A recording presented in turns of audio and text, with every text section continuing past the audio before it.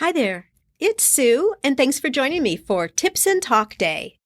These are bite-sized topics that I pull from community questions and things that I'm observing in the world of handmade small business.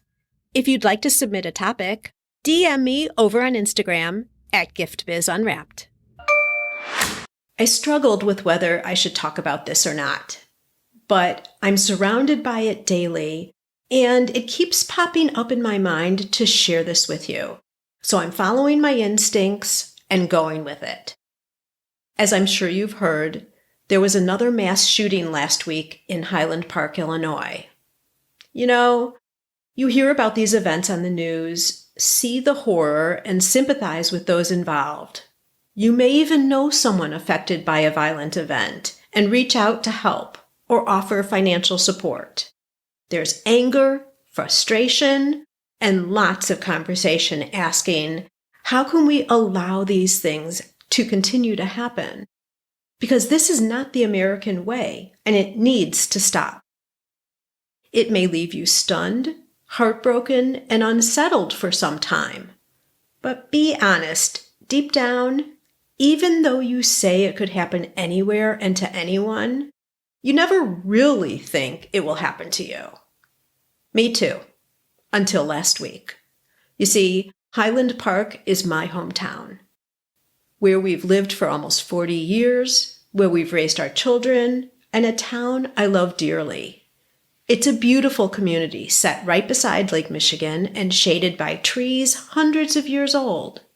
It has walking paths, hidden cul-de-sacs, small bridges, and homes of all styles and sizes, making random walks a discovery every time.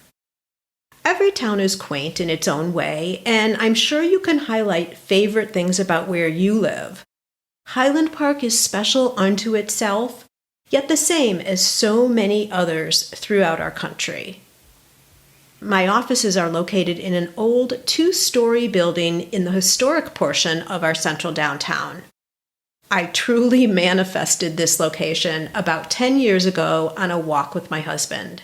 I wanted to relocate my business from a commercial area because my size requirements had changed. So I described to Michael what I envisioned as my ideal space. I wanted a downtown spot where I could go to street level and grab some coffee, maybe even slip away and have lunch with friends, and get out for breaks and go for a walk during the day. I also wanted to be able to walk to work if I so chose. That image is exactly where we are today, and I don't ever take it for granted. The annual July 4th parade kicks off right outside my office window. It starts with the chamber-sponsored Child Pet Bicycle Parade, followed by the city-organized floats, walking organizations, dancers, cheerleaders, and of course, my favorite, the bands. A parade just like many towns have to celebrate our independence. One year, I even got to officially start the parade. That was really exciting. This year, after a 2-year delay, the parade and all other city celebrations were back on, and everyone was really excited to get back to normal. It was finally feeling like we were there, back to the life we all loved in 2019. Without restrictions, masks, homeschooling. I was a little disappointed to be missing it all, but I certainly couldn't complain. On July 4th, we were in Provence, taking in the lavender fields, culinary delights, and more than our fair share of French wine. Then, late in the afternoon, Provence time, my cell phone started going off.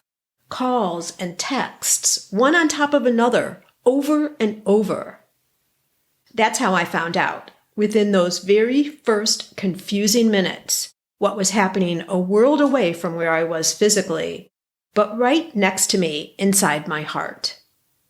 10 minutes into the parade, a shooter fired 70 rounds from the roof of a building into a large crowd of parade spectators, killing 7 and injuring dozens more.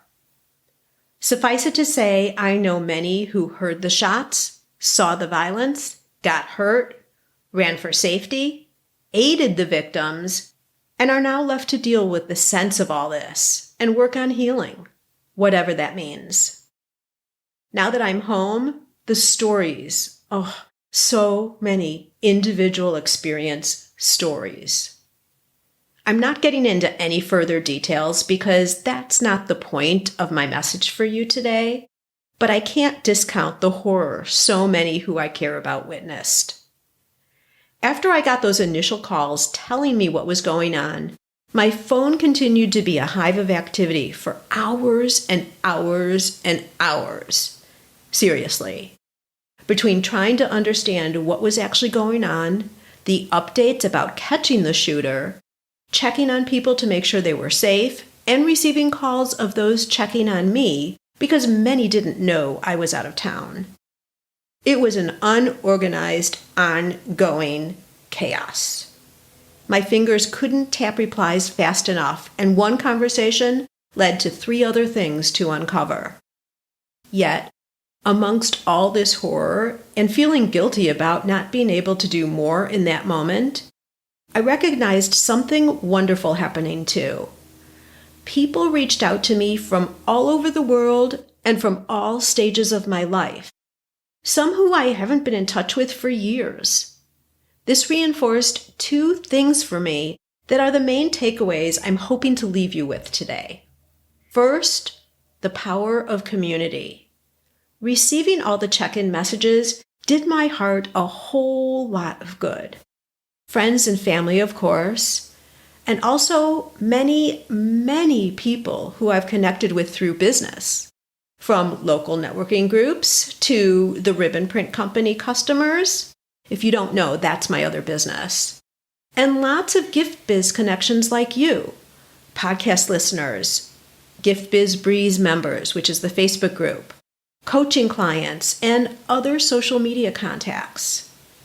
I'm still today in awe of how many people reached out, and if you're one of them, thank you from the bottom of my heart. It really means the world to me. Even before, I appreciated all the awesome people I've been able to meet because I have these businesses. Wonderful, caring, supportive people I wouldn't have known otherwise. Have you ever thought about that? The richness of your business through the connections it's allowed you to make? Customers, vendors, employees, and more. You work with them, learn about their life, and come to care about them. And to me, and I'm guessing to you as well, many have become dear friends. This is a benefit we don't often recognize, much less talk about. These connections we build enrich our lives, and they wouldn't exist without our businesses. But there's definitely no need to have a tragic event happen in your life to be able to appreciate this. Which leads to my second takeaway. The impact you have on someone's day by connecting with them can be so powerful. In times of tragedy, we may not know what to say, so we hesitate.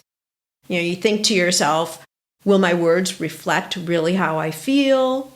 What if I'm saying the same thing as others? Shouldn't I have special words or a deeply insightful message for situations like this? There can be many reasons why you think of reaching out to someone and stop yourself. It's been my experience through this event that the actual words used is way less important than the fact that you make contact. I've heard from people I haven't connected with for quite a while, and even got a call from a dear college friend I haven't talked to in, I'm going to say, over a decade. Hearing Kim's voice was so comforting, I can hardly put it into words. We all can make contact and send more messages to others important in our life, and it doesn't need to take a tragedy, as I said before. Even a quick, "Hi, I was thinking about you today and your beautiful smile," or "Just had a scoop of bubblegum ice cream. Remember when we tried it for the first time?" How about, "Just saw that your little girl turned 3 already. How time flies." These outreaches don't need to lead to getting together or adding to our already overbooked lives. But they hold such power to positively affect someone's day. And it will leave you both with a wonderful feeling. Plus, it's free. No words or hugs will ever make everything all right again in every situation. But receiving support sure helps. Clearly, here in my hometown, we have a lot of healing to do and a homegrown psycho to wrap our heads around and prosecute. Things will never be the same as they once were, and I know there are communities, unfortunately, just like mine. We'll get through it, though, I have no doubt. By giving you a little of the behind the scenes of what we're dealing with here, I hope I've re-emphasized for you the strengths your actions can have, both giving and receiving messages between people. It really is that simple. In fact, I encourage you to reach out to a few people you haven't talked to for a while. Today, nothing big, just say hi.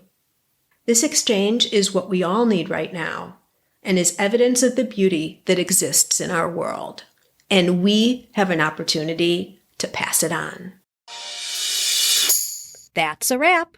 I'm a get-to-the-point kind of girl, and this is what you can expect from these quick midweek sessions. Now it's your turn. Go out and fulfill that dream of yours. Share your handmade products with us. We want them, and they bring us both so much happiness.